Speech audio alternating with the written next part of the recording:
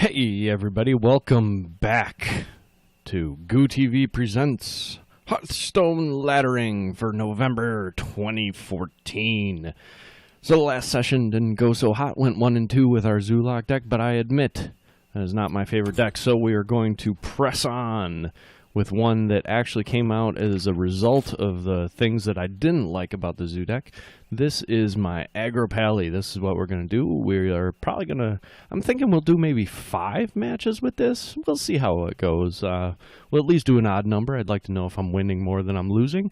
But probably divide that over more than one video. But as always, when we take on a new deck, as always, you know, this being the second time ever that I do this, we gonna do a quick deck check-in. It's also important to note that I have just cracked a new Glarus Brewing Company Fat Squirrel, which is to say that alcohol is now in the mix, and of course, whenever any strategic decisions need to be made, alcohol is always helpful.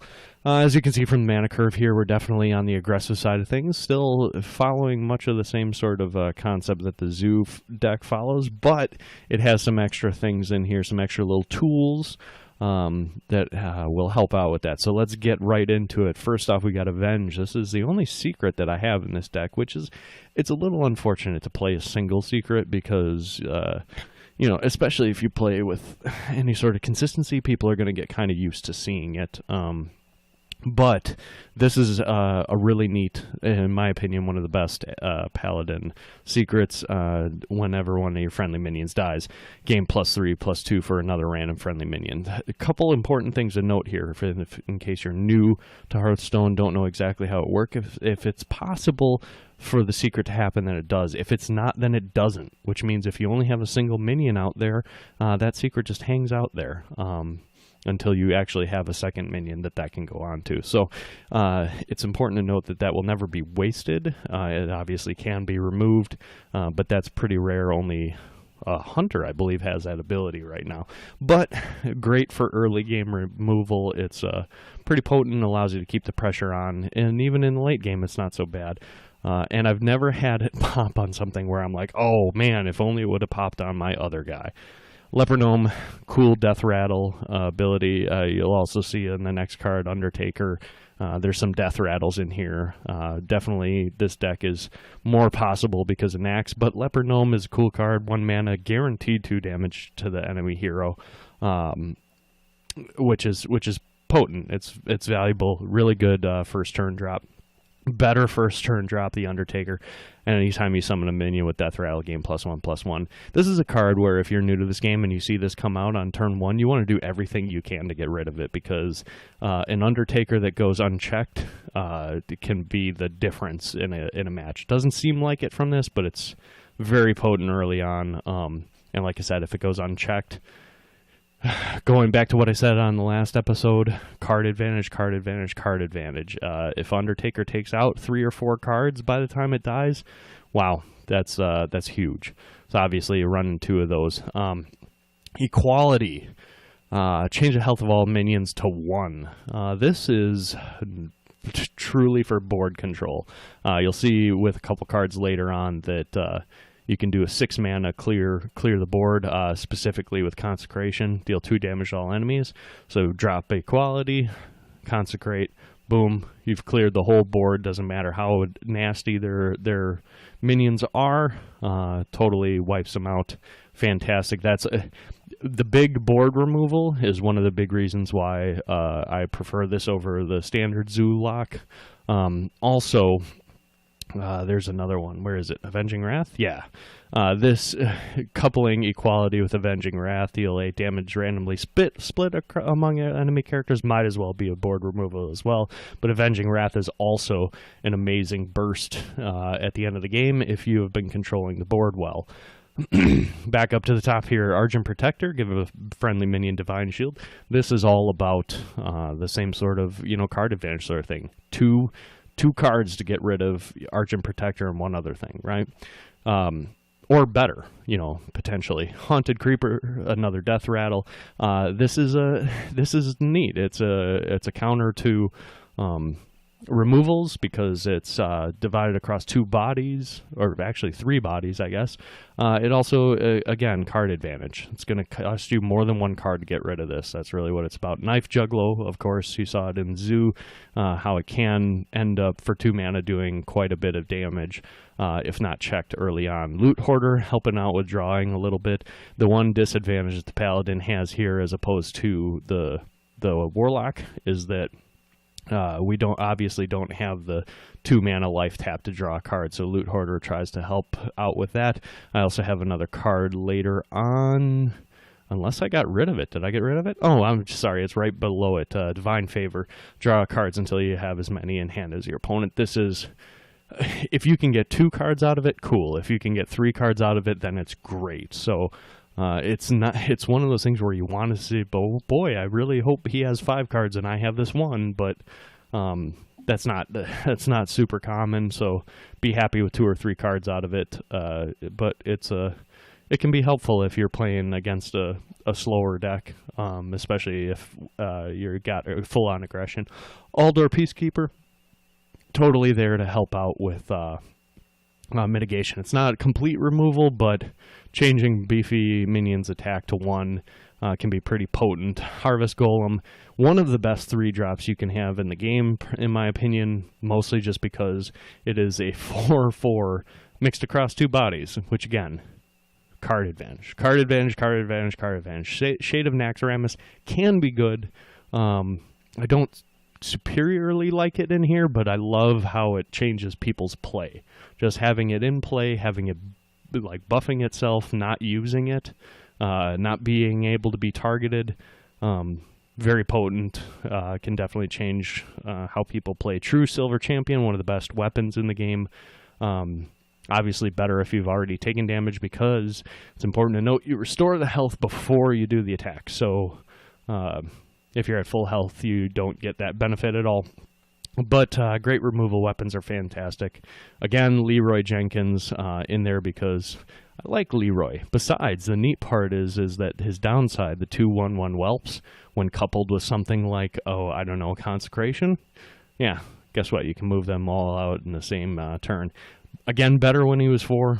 I still like him at 5. Not great, though. Lotheb is a potent minion that makes spell-heavy opponents just cringe, costing an extra 5 the next turn. Very, very potent.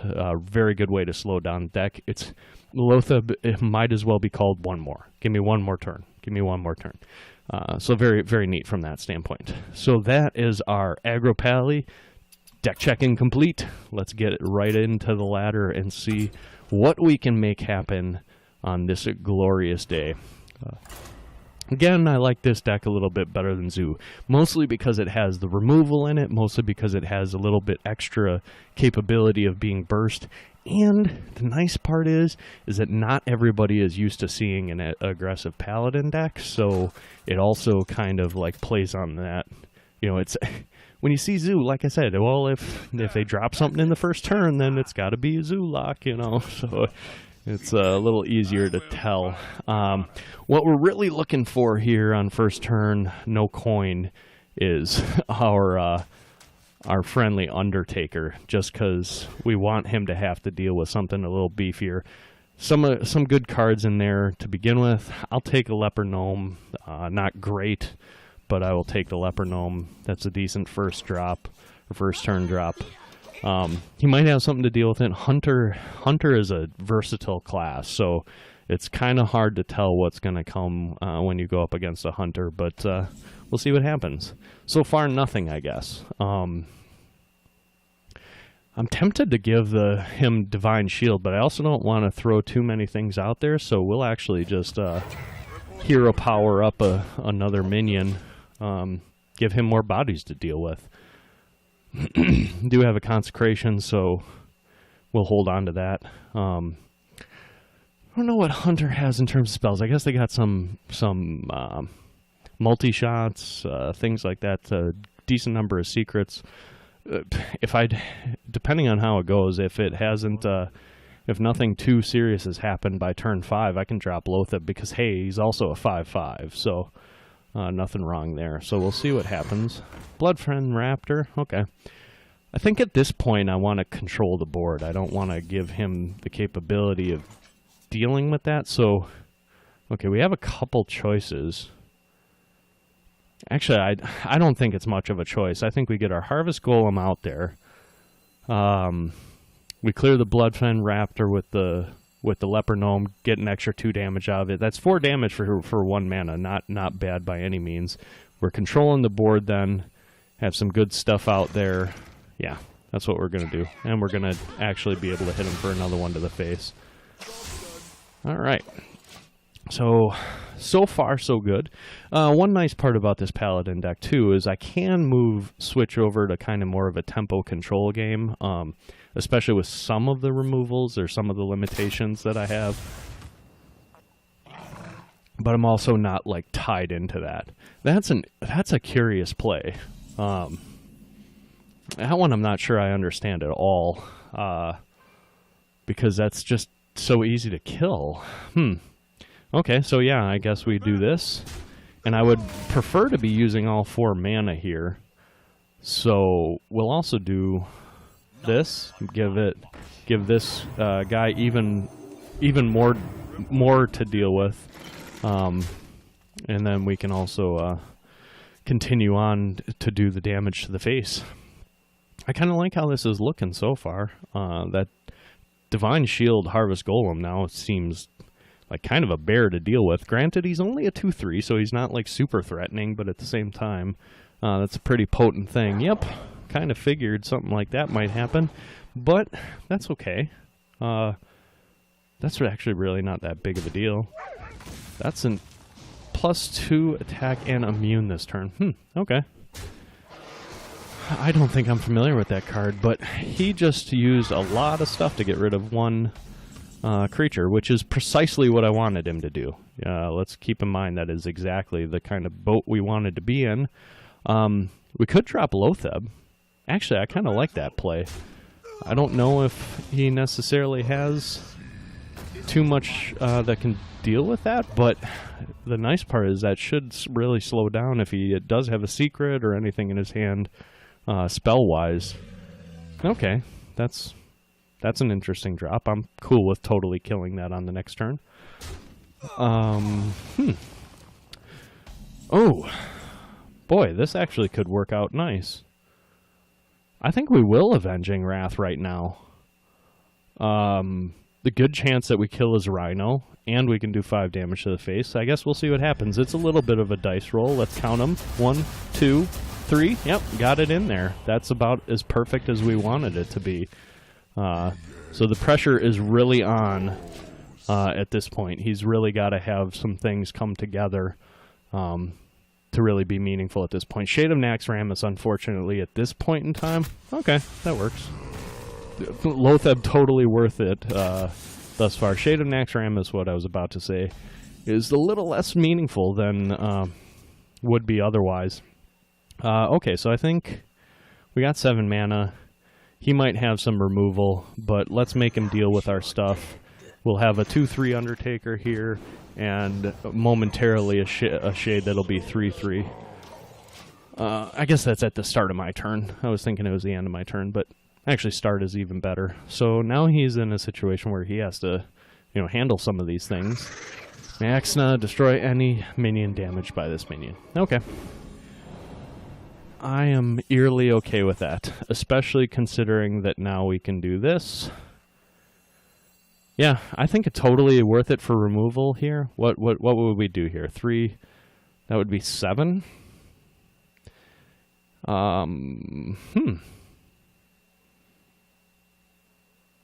Actually, you know what? I think we're just going to do...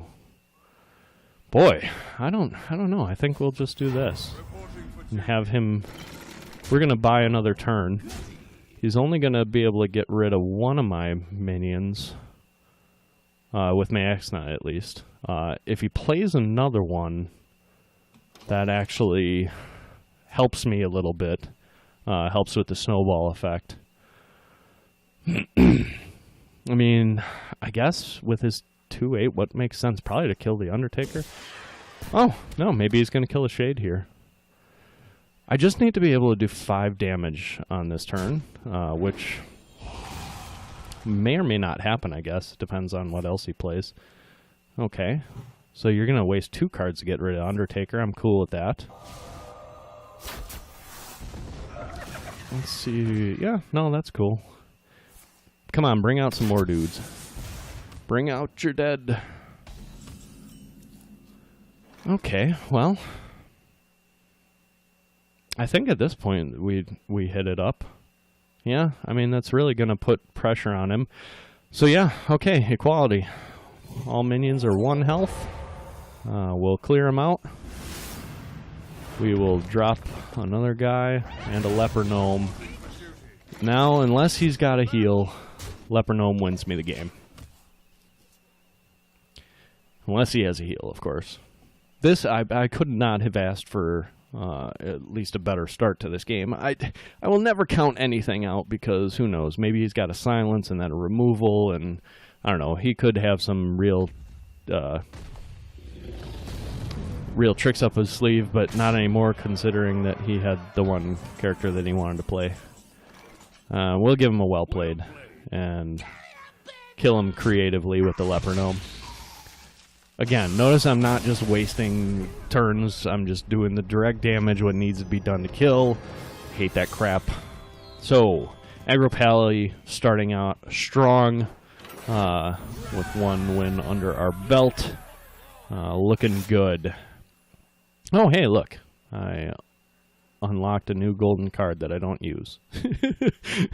Story of my life. I'm going to give it 5 seconds just because I don't want to run into the same guy again. And then we will starting it up now. All right. I think we'll do probably 1 more match this episode and then maybe divide up the rest of the matches I want to run with the Paladin into another episode. Had to take a sip of my tasty beverage. I apologize. And see who we get this time. Oh boy, man, I love me. Ooh, what is with the mirror matches tonight? Already. So, okay. I go first. Again, I would love to be able to drop an Undertaker on turn 1. Boy, what's the chances that I get rid of Avenge and pull an Undertaker? Because I have a turn 2 and turn 3 play. I care more about my chances. If the first card's an Undertaker, I'm calling shenanigans. And it wasn't. Okay. So this is not spectacular? I guess it depends on what my other turn 1 drop is. I would love this if I had coin right now, but I don't, so I guess we'll just drop our turn 1 Leper Gnome, because why not? I think, I don't even know. It's bad. I'm playing Paladin and I don't even remember, but I'm fairly certain that there's some healing on that side, which is a little annoying, but we'll deal with it. Coin. What are you going to do with your coin? Don't tell me you're just going to hero power. Oh, man. That's a interesting choice. Okay, so we'll do the Knife Juggler. And you know what? I am totally going to trade the Leper Gnome for that. He coined into his hero power. I'm going to get 2 damage out of it. But more importantly, I don't want him to be able to attack my Juggalo on this turn. So I'm totally okay with that. Here is where I pray for a good roll. Well, I could play the Argent Protector, give the Juggalo Divine Shield. Yeah, I actually kind of like that play. I would prefer to play the Shade, especially on turn 3. And that's why I should have played the Shade. Oh well. What can you do? At least this will mean that my Juggalo lives a little longer. Maybe I'll get a 2-drop for the next turn so I could hero power and... Okay, that's an interesting play. Interesting indeed. Funny thing is I don't have to attack with that minion. Yeah, I think we want to drop the Shade here. We're sitting ahead pretty well. Really, I wanted you to kill the other dude. I'm okay with actually giving him some cards here because that's just going to actually make my Divine Favor even better. which I would say that there's probably a pretty good chance of me playing on the next turn. I don't want to drop the Harvest Golem yet. Maybe I drop Lotheb. Maybe. I guess we'll see what he does. It really depends. If he drops a bunch of cards now, I mean, Divine Favor might make sense just purely from the standpoint that, like, yeah, it might make sense just purely because of, yeah, okay, I'm fine with that. So, let me see here. What do I want to do? I think we want a Divine Favor, so we might as well get the, we want to empty as many cards as possible. Attack with our Juggalo, and then do it. Let's see what happens when we drop Leper Gnome. Maybe we'll get lucky. It'll hit his 3/3. Perfect. So we'll do this to get rid of that. Then we will also... Nope. Wait. Almost messed it up. We want to get him to draw a card. And now we're going to drop Divine Favor. Yeah, all right. Come on, cards. All right. I have lots of stuff now. In this case, I think I'm actually going to attack with the Shade and keep the pressure up. I'm going to go full on face here because I've got an Avenging Wrath that I can drop on the next turn. I could drop Lotheb and an Argent Protector. Argent Protector the Lotheb. Okay. 3/5, that's slightly annoying. We could kill that off.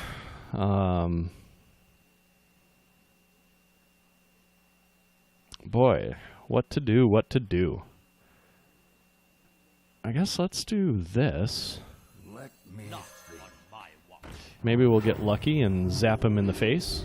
Yep, perfect. So there's that. Gets rid of that dude. Gets rid of that dude. Now we still have 4 mana to play with. Boy. I don't even know what to do here. I got more guys than I really know. It would be nice if I had 5 mana, because I'd totally drop Lotheb now. I guess we'll pull out Harvest Gold and attack him in the face again. That, you know, draw a card because of the Knife Juggler is certainly giving him lots of options, but as long as I continue to control the board like this, shouldn't be too bad. That's not surprising, I guess. I'm guessing that Avenging Wrath will probably get victory here. We'll find out, though. So we'd like to limit the amount of stuff that he can do. So let me see here. 4, 6, 9. So I really only need 3 of these to hit him. So we'll see what happens. Okay, that's game. Man, I like this deck a lot. And I'm getting a bonus star for that, taking me up to rank 18. We will continue the Paladin play, but so far, 2-0 with the Aggro Pally.